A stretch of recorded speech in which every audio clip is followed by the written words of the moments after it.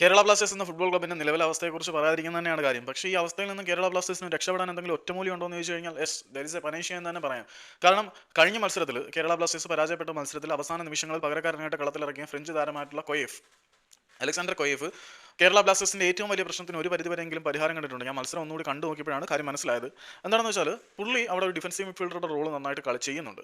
നല്ല രീതിയിൽ പന്ത് ഫ്രണ്ടിലേക്ക് അദ്ദേഹം സപ്ലൈ ചെയ്ത് വിടുന്നുണ്ട്. അത് എടുത്തു പറയേണ്ട കാര്യം തന്നെയാണ്. ഒരു ഡിഫൻസീവ് മിഡ്ഫീൽഡർ എന്ന നിലയിൽ അലക്സാണ്ടർ കൊയേഫ് മികച്ച താരം തന്നെയാണ്. അത് അദ്ദേഹം തെളിയിച്ചിട്ടുണ്ട്. അതായത് തെളിയിച്ചിട്ടുണ്ട് എന്ന് പറഞ്ഞാൽ ബ്ലാസ്റ്റേഴ്സിന് വേണ്ടി അദ്ദേഹം കളത്തിലിറങ്ങിയ കുറച്ച് നിമിഷങ്ങളിൽ ഒരു സെന്റർ ബാക്കായി കളിക്കുന്നതിനെക്കാട്ടി ഉപരിയായിട്ട് അദ്ദേഹം ഒരു ഡിഫൻസീവ് മിഡ്ഫീൽഡർ എന്ന ജോലി നിർവഹിച്ചിട്ടുണ്ട്. കേരള ബ്ലാസ്റ്റേഴ്സ് എന്ന ഫുട്ബോൾ ക്ലബിനെ സംബന്ധിച്ചിടത്തോളം ഒരു സ്ട്രൈക്കറാണ് ഏറ്റവും അത്യന്താപേക്ഷിതമെന്ന് നമ്മളെല്ലാവരും പറയുന്നുണ്ടെങ്കിൽ പോലും എൻ്റെ ഒരു കോൺസെപ്റ്റ് അനുസരിച്ച് കേരള ബ്ലാസ്റ്റേഴ്സിന് ഏറ്റവും ആവശ്യമുള്ളത് നിലവിലൊരു ഡിഫൻസീവ് മിഡ്ഫീൽഡർ തന്നെയാണ്. മത്സരത്തിന്റെ പേസിനെയും ഗതിയെയും നിയന്ത്രിക്കാൻ പറ്റുന്ന ഒരു ഡിഫൻസീവ് മിഡ്ഫീൽഡറാണ് കേരള ബ്ലാസ്റ്റേഴ്സിന് ആവശ്യമെന്നാണ് ഞാൻ വിശ്വസിക്കുന്നത്.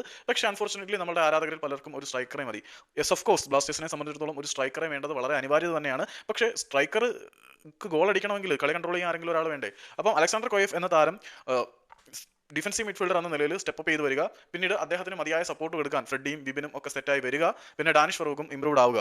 അതായത് നിലവിലുള്ള റിസോഴ്സിനെ വളരെ എഫക്റ്റീവായിട്ട് യൂസ് ചെയ്യുന്നതിനോടൊപ്പം തന്നെ മുന്നേറ്റ നിലയിൽ ആ ഒരു ഫിനിഷിംഗ് പ്രോബ്ലംസ് സോൾവ് ചെയ്യാൻ ഒരു സ്ട്രൈക്കറും കൂടി വന്നു കഴിഞ്ഞാൽ ബ്ലാസ്റ്റേഴ്സിന്റെ പ്രശ്നങ്ങൾ തീരും. നിലവിൽ കേരള ബ്ലാസ്റ്റേഴ്സ് എന്ന ക്ലബിന് രക്ഷപ്പെടാനുള്ള ഒറ്റമൂലി ഇതാണ്: ഡിഫൻസീവ് മിഡ്ഫീൽഡർ റോളിൽ അലക്സാണ്ടർ കൊയേഫ് തിളങ്ങുക. അദ്ദേഹം മറ്റുള്ളവരെ കൂടി, അതായത് വിപിനെ ആയാലും നമ്മുടെ ഫ്രെഡി ആയാലും ഡാനിഷിനെ ആയാലും ഇംപ്രൂവ് ചെയ്യാൻ കൊയേഫ് കൂടി സഹായിക്കുക.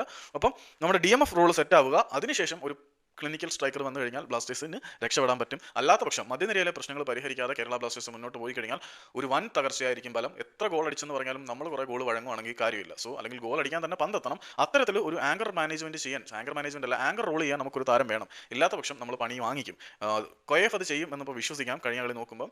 അതിനോടൊപ്പം കൊയേഫ് അങ്ങനെ മര്യാദയ്ക്ക് അല്ലെങ്കിൽ ടീം ആവശ്യപ്പെടുന്ന പോലെ DMF റോള് കൊയേഫ് ഹാൻഡിൽ ചെയ്യുക, അല്ലെങ്കിൽ നിലവിലുള്ള DMF ആ ഒരു ലെവലിലേക്ക് ഉയർന്നു വരികയും ഒരു ക്ലിനിക്കൽ സ്ട്രൈക്കർ വരികയും ചെയ്താൽ ബ്ലാസ്റ്റേഴ്സ് രക്ഷപ്പെട്ടേക്കും. അല്ലാതെ നിലവിൽ ബ്ലാസ്റ്റേഴ്സിന് മുന്നിൽ രക്ഷപ്പെടാൻ മാർഗ്ഗങ്ങളില്ല.